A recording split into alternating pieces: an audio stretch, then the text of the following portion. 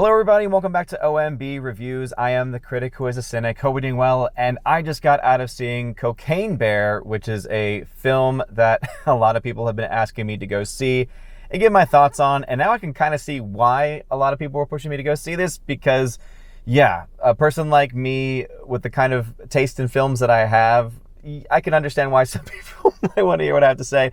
Ultimately, I will say the film is not nearly as bad as I thought it was going to be. This film is directed by Elizabeth Banks, and she doesn't really have the greatest track record when it comes to films that she has directed or films that she's just generally been a part of, especially more recent years. One of the things that I kind of appreciated, but then also thought was a bit on the nose, is that the very beginning of the film actually starts with the theme song from Wet Hot American Summer, which she was a part of, and probably one of the best films that she's ever been a part of franchises since they did the series after as well.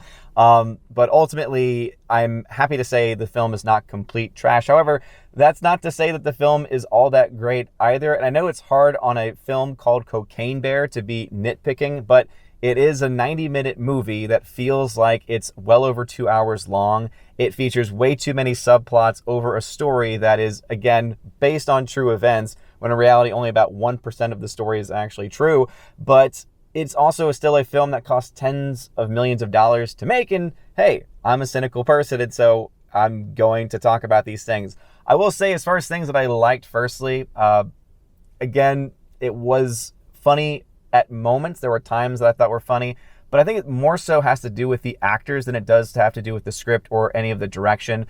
For instance, one of the actors, Whitlock, I believe is his last name, he was just hilarious, but he's hilarious in everything he does. And so I think he kind of raised all of his lines to another level just because of who he is as a person.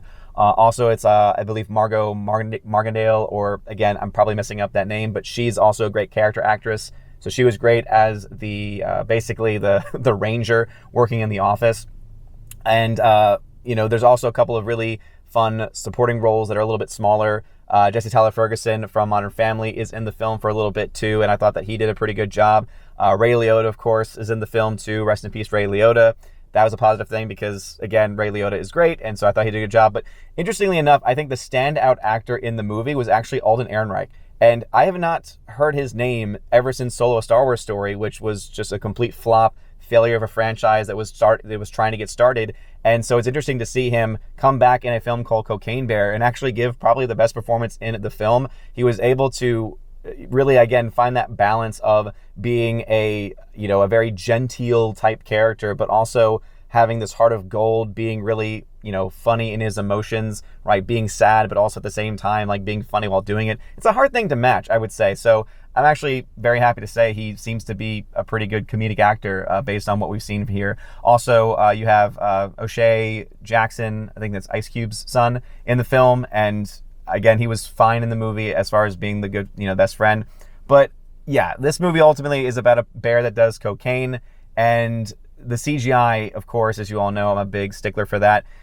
They could have done, I think, a lot more with this movie. As I said, it was a 90-minute film that felt like it was 2 hours because there are just way too many subplots with way too many, minor characters that really don't need to happen. Because, again, the story is, as far as, like, what is the actual truth part of the story is, there was a bear found in the woods dead and a bunch of empty cocaine next to it because the bear had basically eaten all of this cocaine and died, and they didn't find it until 3 months later. So all of the things that they've added on are completely just made up, and therefore they had a lot of control over what they were going to do, and so they didn't need to have all these extra characters. It felt almost as if Elizabeth Banks had a bunch of friends that she wanted to have in the movie, and so she created roles, or she worked with the writer in certain ways. Maybe the writer himself, right, when he was writing it, said, I'm going to create all these different roles because I'm going to try to have, crazy fun with it.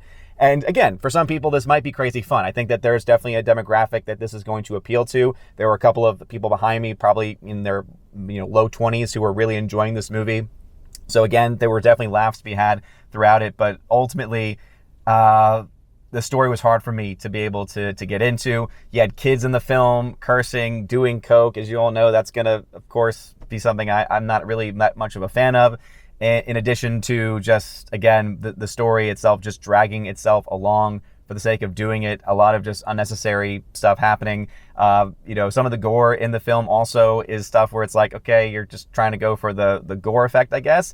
But again, you think about all the money they spent on this, and had they had the bear in it less, They probably could have upped the effects overall of the bear to make it look better, and also could have probably tweaked some things story-wise, making things actually feel much more like it was moving at a nice a nice clip and a nice pace.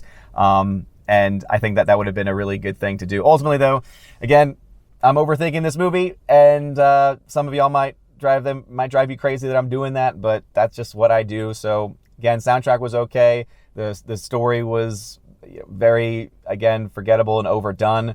The actors, to me, I think, are what made this movie. If you enjoy any of the actors that are, listed as being in the film, I would say you should probably go see it then, just to see them. Ray Liotta, it's one of his last movies that he's going to be doing, and I would say that the role itself that he did a fine job in. Ultimately, it is much more limited than what I think anyone who's a Ray Liotta fan would want. So I wouldn't say this is a Ray Liotta performance to see, but hey, he's in there, and so if you want to see him and support one of his last roles, then you can go ahead and do that. But other than that, I would say it's mostly forgettable and ultimately not a very effectively executed film. I would say that this film earns a C+ from me. Again, could have been a lot worse. I was expecting a lot worse, again, with Elizabeth Banks directing it. This was a film I thought that could be fun, right? It wasn't my most anticipated films list, but it was on my, hey, this could be fun or it could be really bad. And I'm happy to say that it's really somewhere in between. But those are my thoughts. Have you seen Cocaine Bear? Obviously, again, some people are going to really like this. Shout out to Alex McCarthy, who tends to love really bad movies, but I've heard a lot of mixed things about this movie. So again, for some people, you might have fun with it. For others like me, I think that there's a lot that's going to be very easily forgotten and no desire to ever see it again. So let me know your thoughts about this in the comment section down below. If you like this video, smash that like button, that fire button. Honestly, smash up the rumble button as well. You're all amazing and beautiful people. Hope you have a wonderful rest of your day. And as always, God bless.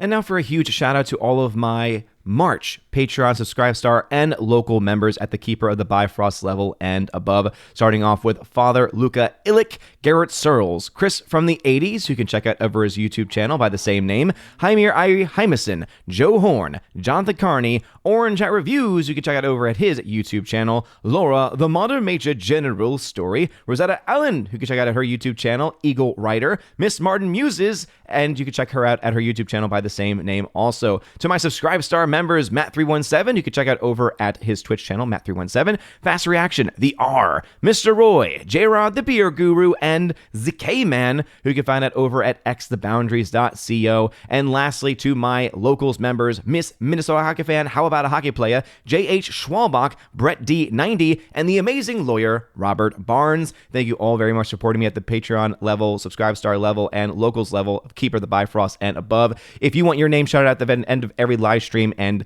every video, make sure to check out the top link in the video description to find out more ways that you can support the channel, including ways to get access to a podcast and also ways to get access to giveaways that I do on the channel, and also, of course, to my coveted Chosen of Valhalla level as well. You guys are all amazing and beautiful people. Hope you have a wonderful rest of your day, and as always, God bless.